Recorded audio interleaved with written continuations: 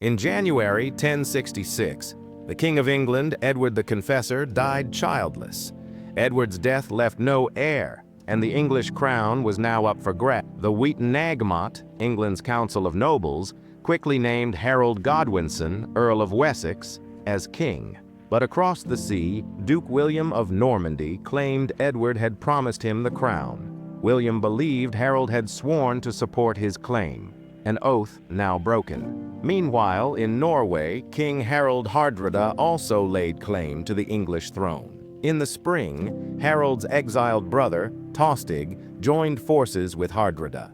In September, Hardrada and Tostig invaded northern England with over 300 ships. They crushed the northern earls at the Battle of Fulford, near York. Harold rushed north from London and surprised them at Stamford Bridge.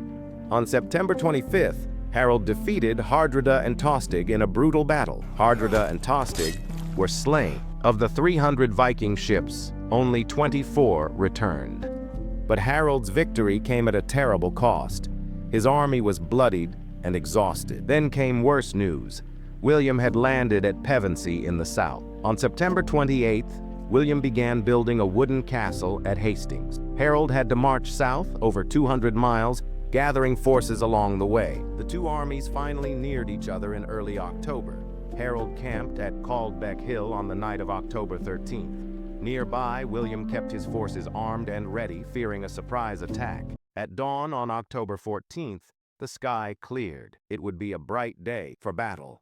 The English took a defensive position on Senlac Hill. The core of Harold's army was his fearsome housecarl, elite, axe-wielding warrior. The rest were local militia, the Fyrd, farmers and freemen called to defend their land. William arranged his army in 3 divisions, Bretons on the left, Normans in the center, French on the right. His archers stood in front with infantry behind, and cavalry held in reserve. The English had no cavalry and few archers, just grit and determination. The Normans began the assault with a rain of arrows.